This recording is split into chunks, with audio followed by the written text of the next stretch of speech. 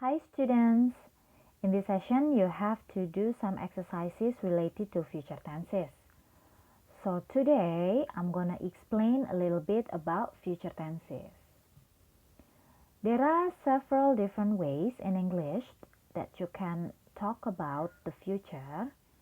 This video is an introduction to the most important ones. The first is predictions, promises, offers, or decision made at the moment. The second is intentions. The third is arrangements. And the fourth is scheduled events or timetables. Let's start with the first one. The auxiliary verb will is used in making predictions, promises, offers, or decision made at the moment. We use future simple will plus the base form of the verb, where we usually call it as verb 1. So it is will plus verb 1, or when there is no verb, we can use will plus be. The example is, I believe that one day I will meet Pierce Brosnan. In this sentence, we use future simple will to make a prediction based on what we know or believe. In the second example, I'll clean up my room. I won't go out again tonight. We use the future simple to make promises, the promise to clean up and not to go out. Meanwhile, we use the future simple to make offers in the third example. You don't need a taxi. I'll give you a lift. In the last one, thanks for the invitation. I'll be there. We use future simple to refer to a decision made at the moment of speaking.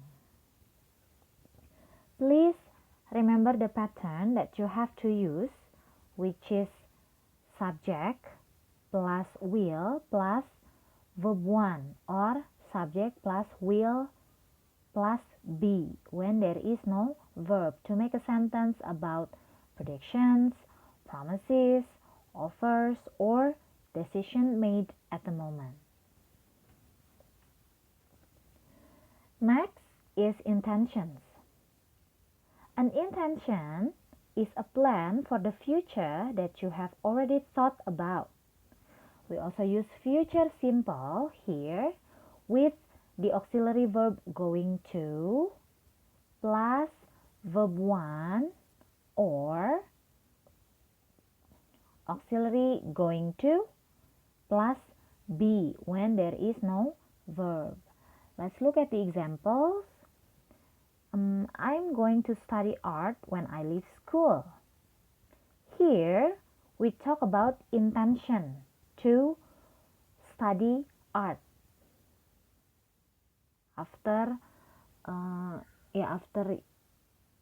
he or she leaves the school. In another example, we also use auxiliary going to. Look at those clouds. It's going to be another rainy day.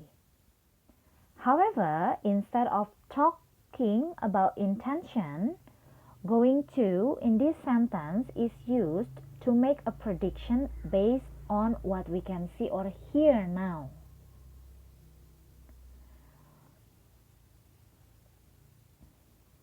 Please remember the pattern, which is subject plus be verb. In this case, we use present be verb, are, am, or is plus going to plus verb 1, or subject plus are, am, is plus going to plus be when there is no verb.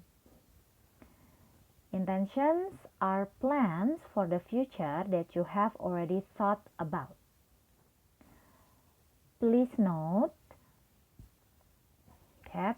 as well that Going to is often used in the past tense to talk about an unfulfilled intention, such as what is shown in the following example. I was going to study for my grammar test, but I had no time. So we use the past tense was, and had. Okay, now let's move on to the third one, which is arrangements. The present continuous tense is used in talking about arrangements, where we use be verb, are, am, or is plus progressive verb, or we usually call it verb ing. Okay, what is an arrangement? An arrangement is a plan for the future that you have already thought about and discussed with someone else. The first example is I'm meeting my mother at the airport. It means you already discussed with your mother to meet her at the airport. The second one is our grandparents are visiting us this Christmas. The last one is are you doing anything on Sunday morning? Here is the pattern for present continuous. Subject plus are, am, or is plus verb ing. Okay. Please note that there is a similarity and differences between intentions and arrangements. Both intentions and arrangements are plans for the future that you already have thought about. However, in arrangements, we also discussed the future plan with someone else. So it involves someone else. Okay?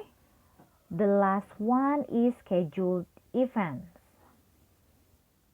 Okay. The present simple is used to refer to future events that are scheduled and they are outside of our control. We use verb 1 or present be verb are, am, or is when there is no verb. Here are some examples. Hurry up! The train departs in 10 minutes. I leave Bandung at 5 o'clock in the morning and arrive in Jogja at 3 in the afternoon. And the plane doesn't take off for another 30 minutes. As you can see in the examples that we don't have any control related to the train and plane schedule. The pattern for present simple is subject plus verb 1 or subject plus are, am, or is when there is no verb. So, to sum up, there are 4 different future tenses that we can use. The first one is future simple with auxiliary verb will in making either predictions, promises, offers, or decision made at the moment. Next is future simple with the auxiliary verb going to talk about intentions. The third is the present continuous tense to talk about arrangements. And the last is the present simple tense to refer to future events that are scheduled and they are outside of our control. Well, that's all the explanation for future tenses. I hope my explanation enlightened you on how to use the correct future tenses. Please do the exercises in page 66, part A, B, C, and D, and page 67, part B and C. Do not hesitate to ask me if you have any questions, okay? Thank you so much for your attention and good luck, dear.